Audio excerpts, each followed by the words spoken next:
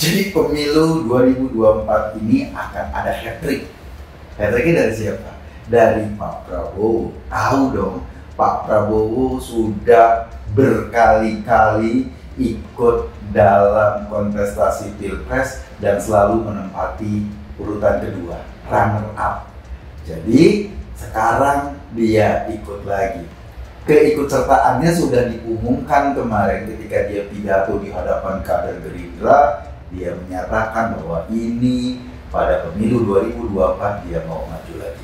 Gue pengen bahas di Masuk Pak Eko.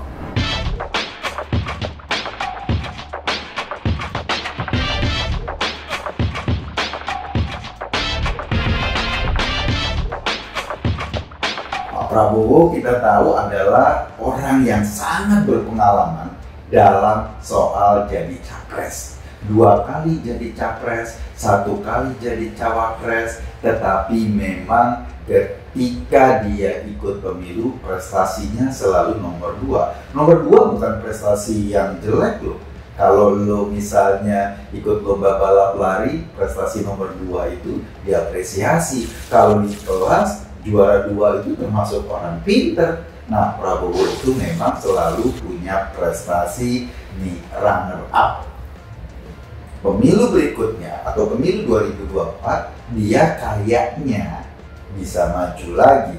Partai Gerindra sudah bergandeng-gandengan tangan dengan PKB. Dari hitungan suara sih, kalau 2 partai ini bergabung maka cukup untuk masuk ke presidensial threshold. Artinya syarat 20% untuk mencalonkan seorang Prabowo sebagai presiden sudah tercukupi. Kita nggak tahu siapa wakilnya, mungkin Pak Muhaimin, tetapi ada juga yang bilang kemungkinan besar Bu Kofifa. Prabowo yakin ketika dia bisa menguasai Jawa Barat dan Bu Kofifa dianggap bisa mencari suara dari Jawa Timur, 2 provinsi ini bisa menambah kekuatannya. Itu yang barangkali membuat dia yakin kali ini nggak akan jadi runner up lagi. Kita nggak tahu hasilnya. Kalau kita lihat peta partai-partai yang ada sekarang dan mereka daftar di KPU, jelas Gerindra daftarnya bareng sama PKB. Itu ingin menyampaikan kepada publik bahwa ketika mereka jalan bareng berdua, mereka sudah berkoalisi. Ada lagi 3 partai yang juga daftarnya barengan, Golkar, PAN, dan P3. Mereka sudah membuat koalisi namanya Koalisi Indonesia Bersatu. Siapa calon presidennya belum tahu. Ada yang bilang Erlangga, ada yang bilang bahwa nanti KIB akan juga mendukung Ganjar Pranowo, atau yang lain-lain. Kita nggak tahu siapa calon presidennya. PDI jelas bisa mendaftar sendiri karena dari hitung-hitungan suara partai ini bisa mencalonkan kadernya sendiri untuk menjadi calon presiden maupun calon wakil presiden tanpa harus berkoalisi dengan partai lain. Sementara Nasdem, Demokrat, PKS masih jalan sendiri-sendiri. Orang sih di luar ngomong kayaknya Nasdem, Demokrat, dan PKS pasti akan bergandengan tangan untuk mendorong Anies Baswedan. Gua rasa partai kayak Nasdem pasti agak mikir-mikir juga deh.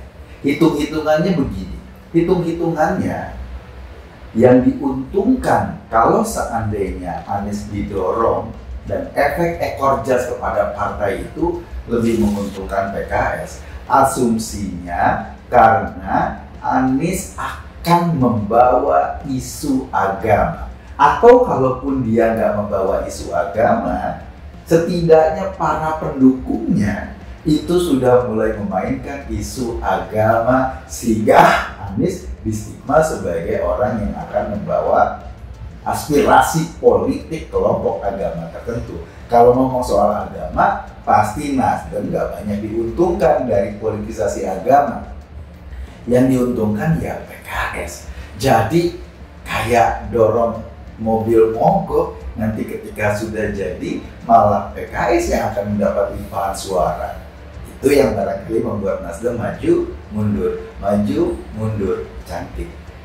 Kalau Demokrat, seandainya Anies dipasangkan sama AHY, ya pasti dong Demokrat dapat efek ekor jas juga.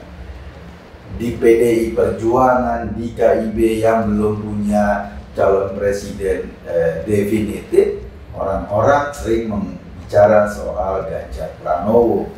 Pak Ganjar memang salah satu kader PDIP yang dapat suara terbanyak lewat survei-survei.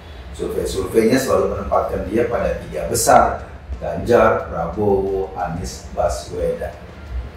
Kalau gue lihat ya ke depan, apakah nanti akan ada pertarungan antara Ganjar dengan Prabowo, itu kemungkinan besar akan terjadi. Kenapa? Karena Prabowo sudah pasti maju. Sebagai kader PDIP yang dapat suara terbesar, akan janggal rasanya kalau PDIP tidak mencalonkan Ganjar. Kenapa janggal? Masa sih PDIP memilih calon yang peluang kalahnya lebih besar karena dari survei-survei elektabilitasnya belum cukup, ketimbang calon yang punya peluang menang lebih besar karena elektabilitasnya cukup.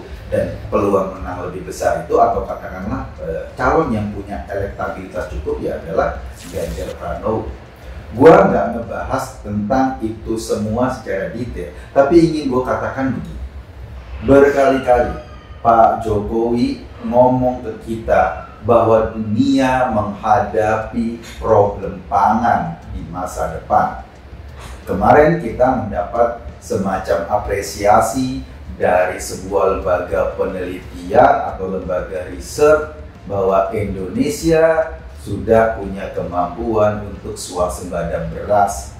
Relatif ya, selama 3 tahun belakangan ini kita nggak mengimpor beras untuk konsumsi rakyat kebanyakan. Memang masih ada beras yang diimpor, tetapi beras itu adalah beras khusus, beras kaum sultan yang harganya mahal itu masih impor. Tapi kebanyakan kita atau yang dimakan oleh kebanyakan rakyat itu hasil dari cocok tanam kita sendiri. Kalau dunia menghadapi problem pangan ke depan, maka mau tidak mau kita butuh sosok pemimpin yang akan meneruskan kepemimpinan Pak Jokowi, orang yang ngerti tentang industri pangan, orang yang berkeringat, yang tahu tentang nafas petani, yang tahu tentang nafas nelayan. Dan kalau kita jejerkan ini berbagai calon presiden, rasa-rasanya cuma satu capres yang ngerti, yang berdekatan dengan petani, yang berdekatan dengan nelayan, karena selama ini sebagai kepala daerah memang wilayahnya adalah wilayah pertanian atau wilayah nelayan atau wilayah yang menghasilkan pangan untuk masyarakat. Pak Prabowo jelas lebih ngerti soal senjata ketimbang soal padi. Pak Anies jelas lebih ngerti soal mengganti rumah sakit menjadi rumah sehat ketimbang soal industri pangan. Ganjar Pranowo menurut saya adalah alternatif yang tepat untuk menyambut antisipasi problem Indonesia atau problem dunia ke depan. Kalau kita salah pilih pemimpin, sementara dunia sedang mengalami krisis pangan, gua nggak tahu apa akibatnya buat Indonesia.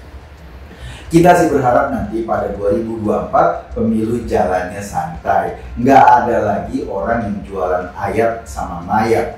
Kenapa? Karena kalau itu dijadikan isu dalam pemilihan presiden, isu dalam pemilu, dampaknya akan terasa panjang banget kayak joki-joki.